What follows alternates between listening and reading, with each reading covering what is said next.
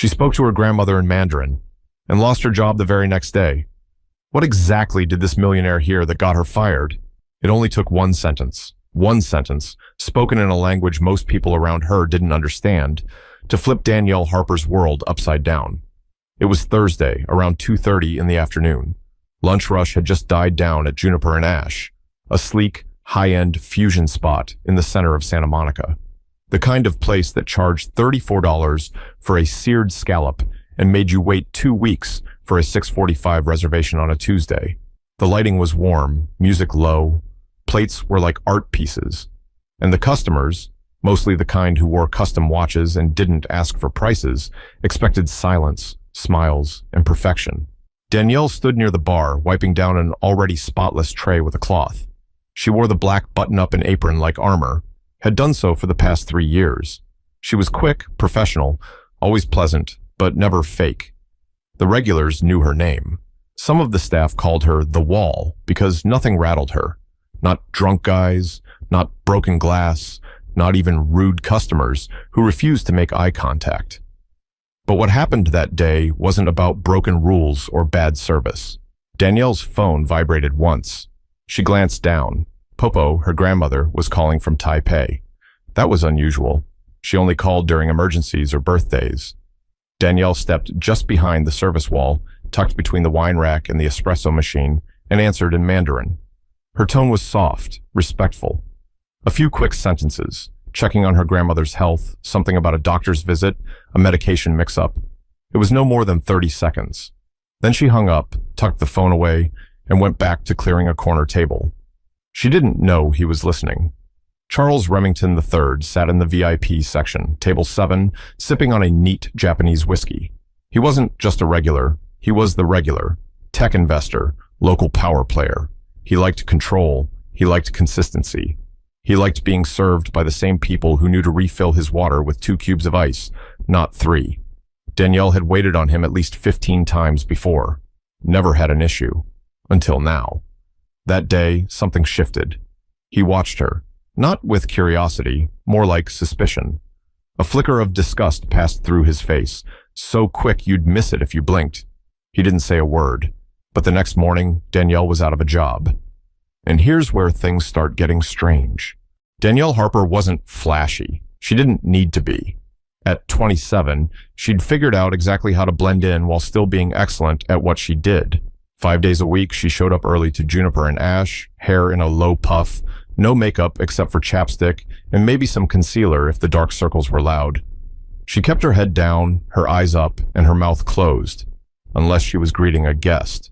Outside of work, Danielle lived in a rent-controlled 1-bedroom off Pico Boulevard with plants she talked to and a laptop full of half-written poems. Her free time went to her popo, her grandmother, who raised her after her parents passed in a car accident when she was only 7. Popo had taken Danielle to Taiwan when she was a child, raised her on green onion pancakes and soap operas, and taught her Mandarin alongside love and discipline. By the time Danielle was 13, they had moved back to the States. Her Mandarin never left her. It was the language she used when she was alone, when she prayed, and when she dreamed. But here in Santa Monica, none of that really mattered. What people saw was a young black woman working in a luxury restaurant. And Danielle learned quickly that meant people assumed a lot of things. That she grew up in LA. That she only spoke English. That she was just there for the paycheck. She didn't correct them. It wasn't worth it. "I didn't know you spoke Spanish," a guest had once told her after overhearing her on the phone with her friend from El Salvador. "It's Mandarin," she replied politely, and the man blinked like she'd just said she walked on water. Inside the restaurant, things were predictable. Her manager, Kendra, was the type to smile with her mouth, not her eyes. A former hostess turned front-of-house boss, Kendra liked neat uniforms, spotless menus, and servers who didn't ask questions.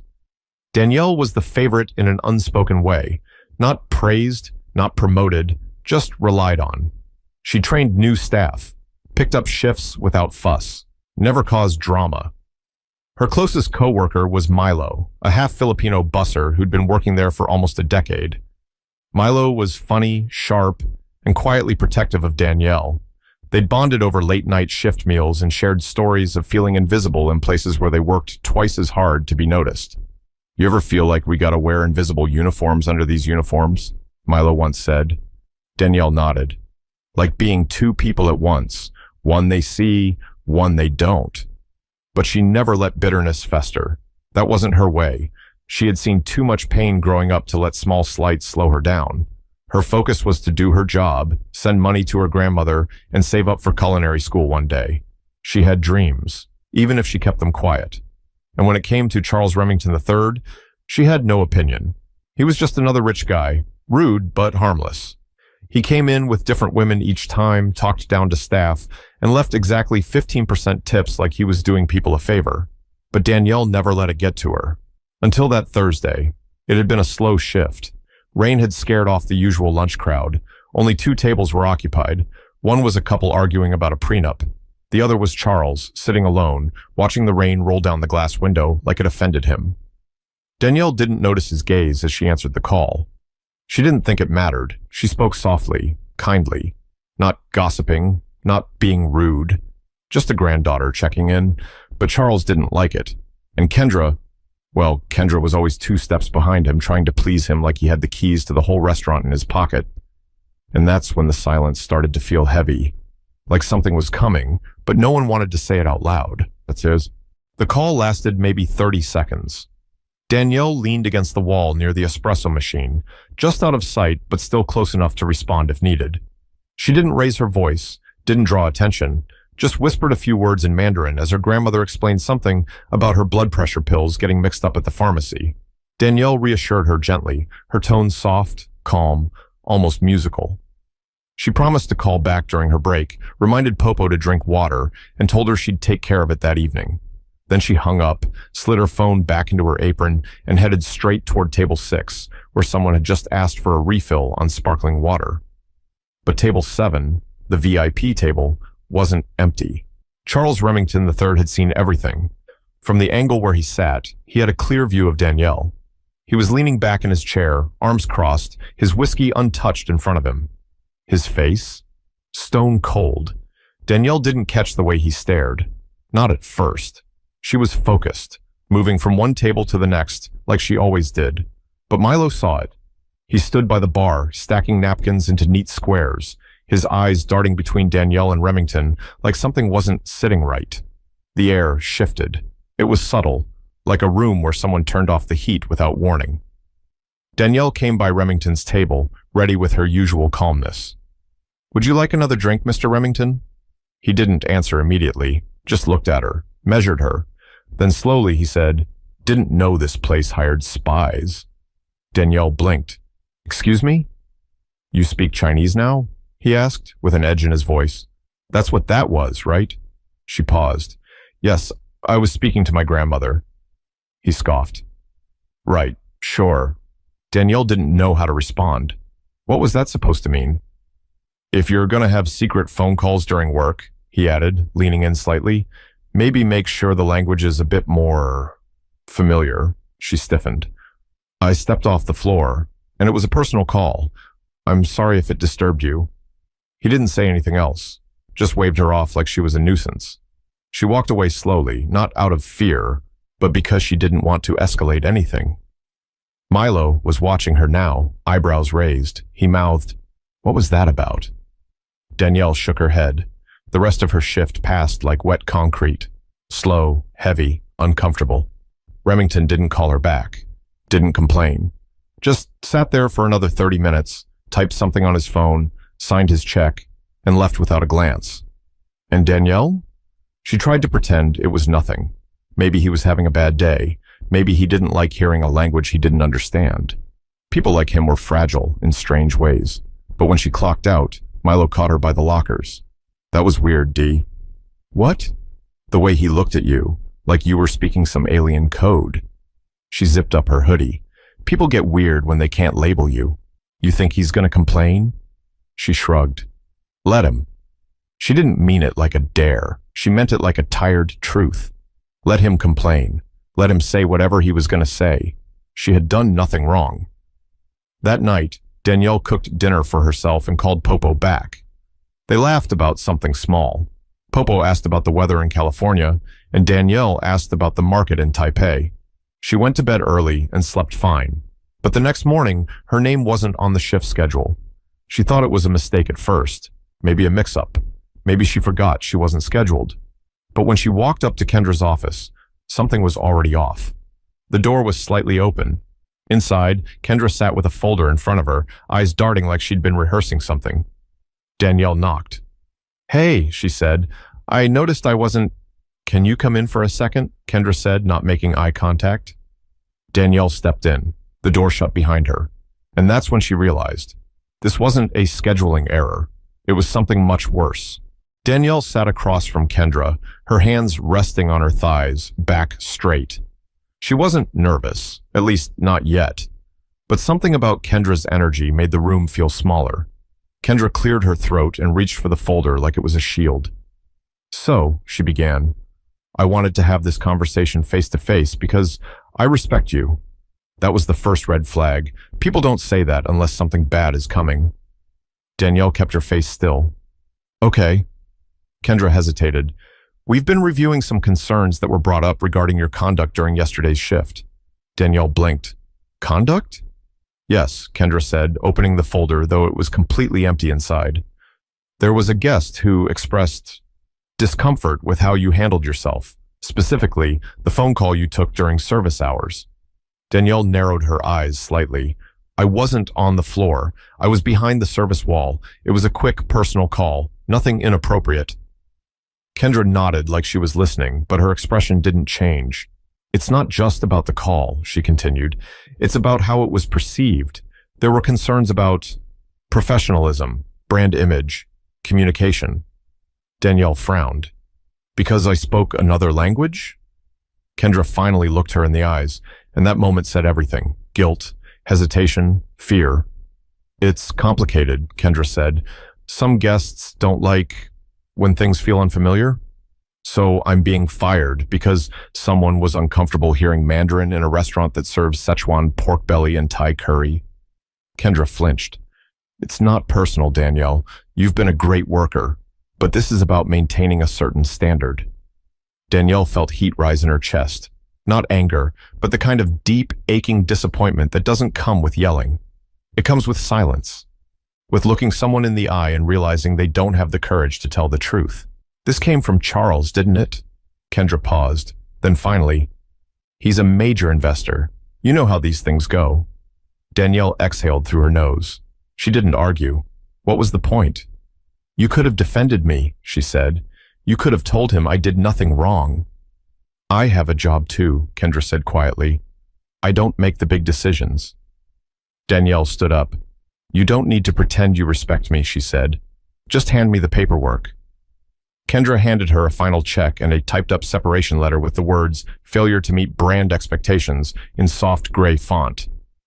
Danielle folded it in half without reading the rest. As she walked out of the office, Milo was waiting by the lockers. One look at her face, and he knew. "They really did it?" Danielle nodded. "Because of that phone call?" "I guess Mandarin's a threat now." Milo leaned against the wall, arms crossed, eyes scanning the ceiling like he was trying not to explode. "They're not even hiding it," he muttered. "He didn't like you talking in a language he didn't understand, and instead of checking him, they cut you loose." Danielle didn't reply. She was trying to keep her hands from shaking. "People think racism's always loud," she said. "They think it shows up wearing a hood or yelling slurs, but most of the time, it shows up in meetings like that, smiling, saying words like image and comfort, while showing you exactly where they think you belong." She took off her apron for the last time, folded it neatly, and placed it on the bench. "You sure you don't want to fight it?" Milo asked. "We could talk to HR, maybe go public." Danielle thought about it. For a second, the fire in her chest said yes, but her heart was tired. "I need a day to think," she said. As she stepped out into the parking lot, the California sun felt too bright. The same sun she had walked under hundreds of times before, only now it hit different. Not because the world had changed, but because it hadn't. She sat in her car for a while, didn't start the engine, just sat. Then finally pulled out her phone and typed a short message to Popo. "I got fired today. I'll call you later. Love you." Then she opened her photos, scrolled to a picture of her and Popo making dumplings last December, and stared at it until her heartbeat slowed. But what Danielle didn't know, what none of them knew, was that the story was about to spread farther than anyone expected. Danielle didn't say anything publicly at first. She wasn't trying to start a war. She just wanted to breathe. The next morning, she stayed home. Popo called, worried, but Danielle assured her everything was fine. Just a break, she said. I needed one anyway. She didn't want her grandmother worrying over something so stupid, because that's what it felt like. Stupid, unfair, and exhausting. But Milo couldn't stay quiet. That same afternoon, he posted a message to a private Facebook group for service workers in the LA area. No names, no specific restaurant mentioned, just a simple paragraph. A coworker of mine got fired yesterday. Not for being late, not for being rude, not for breaking rules. She answered a 30-second phone call in Mandarin in a restaurant that serves Asian fusion cuisine. The guest didn't like it. Now she's gone. Think about that. He didn't expect it to go anywhere, but by nightfall, it had already been screenshot, shared, and reposted on several public pages. Comments rolled in by the hundreds. That's disgusting. Sounds like they're scared of anything they can't control. This happened to my cousin too. Different language, same story.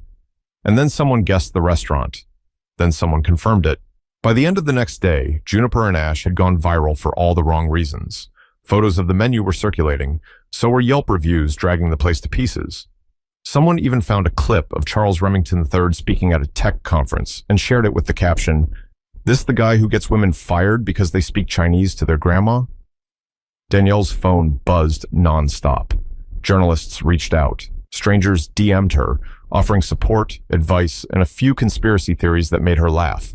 But she didn't respond to any of them. Not yet. She needed time. Meanwhile, Kendra was scrambling. Staff were walking out mid-shift.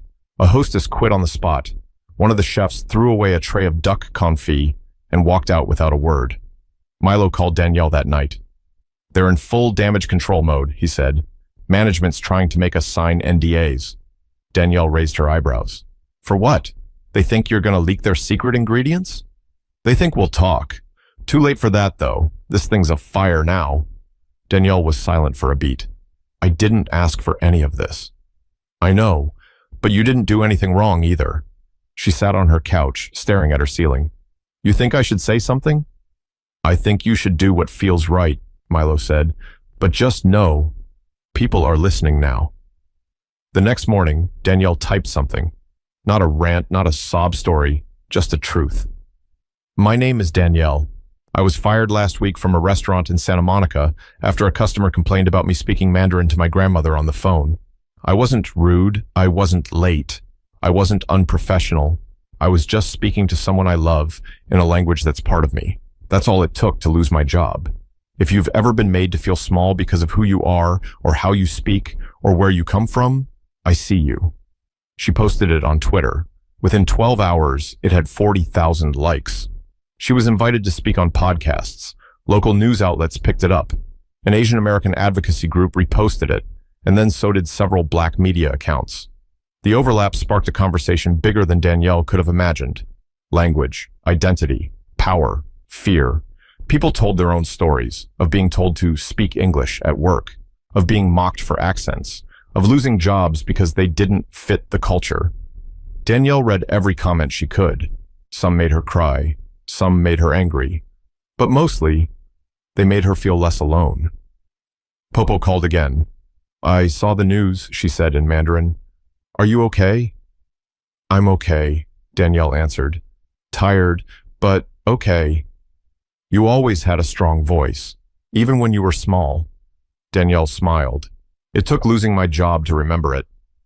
But the story wasn't finished yet, not until Danielle faced the people who tried to erase her voice in the first place. 3 days after her post went viral, Danielle got an email from a name she didn't recognize. Subject line, "Request for conversation, Juniper and Ash response." The message was short, formal, cold. "Danielle, we are aware of recent attention regarding your departure from Juniper and Ash. We would like to discuss a resolution and ensure both sides are heard. Please let us know if you are open to a brief meeting. J. Roth, Legal Counsel." She didn't reply right away. She reread the message 3 times, then closed her laptop and went for a walk. The beach was only 20 minutes away, and the sound of waves helped her think. They didn't want to make it right. They wanted her quiet. But something had shifted inside Danielle. She wasn't scared anymore. The next day, she agreed to the meeting. They met in a small office suite near Westwood. Roth was a gray-suited man with polite eyes and a voice like elevator music. Kendra was there too, sitting stiffly at the edge of her seat, hands folded like she was praying for it all to be over. Danielle didn't dress up. Jeans, plain white t-shirt, no earrings. Just her and her voice. "Let me be clear," Roth began. "We want to offer a formal apology and a financial settlement in exchange for closure on this issue." Danielle tilted her head. "Closure for who?" "We understand that emotions are high," Roth said carefully, "but our client has received threats. The restaurant's reputation is being damaged." Danielle leaned forward. "You're worried about a restaurant's reputation? I lost my income, my peace of mind, over a phone call." "We're not here to debate the details," Roth said. Danielle glanced at Kendra. "You knew it was wrong, didn't you?" Kendra looked away. "I followed every rule," Danielle continued. "I never gave you problems, never showed up late, never disrespected anyone. But one rich man felt uncomfortable not understanding what I said, and suddenly I was a risk to your image." Roth shifted. "We are offering you 3 months severance and a statement of apology." Danielle let the silence hang. She stared at him so long he looked down. Finally she said, "I want the apology to be public. No NDA. I want you to admit I was let go because someone didn't like hearing me speak my own language." "That's not, or we don't have a deal."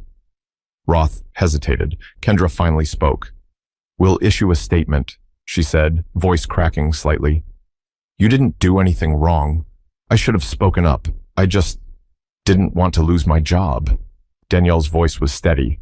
"I did." That afternoon, Juniper and Ash posted a formal statement on all their platforms.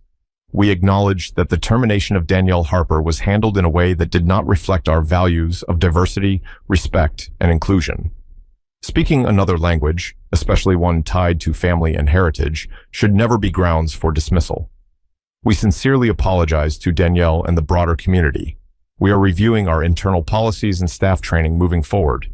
The comments were mixed. Some people applauded the apology, others called it performative. But Danielle didn't care. She had spoken her truth, and now it lived outside of her. A week later, she sat with Milo on a bench overlooking the ocean. "You did it," he said, passing her a cold soda. Danielle shrugged. "I didn't do it to win." "No," Milo said. "You did it so they'd finally see." She smiled, but it was a tired smile. "People always talk about finding your voice," she said, "like it's hidden somewhere. But I didn't lose mine. I just got used to lowering it." Milo nodded. "They made you feel like it was too loud." "But it never was," she said quietly. "It was never too loud." Danielle didn't just get fired. She got free. And freedom has a sound. It sounds like your own language spoken with no fear in front of anyone, no matter who's watching. Danielle didn't go back to the restaurant business, not because she couldn't, but because she didn't want to shrink herself anymore. A month after the incident, she used part of the settlement money to enroll in a part-time culinary program at a local college. Nothing fancy, no Instagram-worthy kitchen, just stainless steel tables, sharp knives, and a room full of people who actually listened. She started a blog too. At first, it was just recipes and photos of her grandmother's old dishes, scallion pancakes, beef noodle soup, soy braised eggs. But she began writing about language, about being black and multilingual, about what it means to be seen as confusing just for being who you are. It took off. People wrote in saying her stories made them feel understood for the first time. One woman from Oakland said she'd stopped speaking Spanish at work years ago because it made her coworkers uncomfortable. A kid from Fresno said he played Danielle's post for his whole class during a presentation on identity. Even strangers from other countries were commenting, offering solidarity, sharing their own stories. Danielle didn't ask to be the center of anything, but life has a funny way of handing you a microphone when you least expect it, and this time, she kept it. She still calls her Popo every few days. They still speak in Mandarin. Only now, Danielle answers with the phone on speaker, not hiding, not whispering, just living. And if someone's uncomfortable, that's their burden, not hers. Here's the thing. Silence doesn't protect you. It just gives other people permission to erase you quietly. Danielle didn't start a protest. She didn't burn anything down. All she did was speak. And for some people, that was the loudest, most dangerous thing she could have done. But she didn't speak to fight. She spoke to exist. And that is more than enough. If you've ever been told to tone yourself down, to stay quiet, to make someone else feel more comfortable at your expense, remember this. You don't owe your silence to anyone. Not to keep your job, not to keep the peace, not to fit someone else's narrow idea of who you're allowed to be. Your story matters. Your voice matters. So speak. Speak loudly. Speak honestly. Speak in the language your heart knows best. If this story hit you somewhere deep or reminded you of something you've lived through, share it. Let it start conversations, because truth spreads faster when we stop pretending we're alone.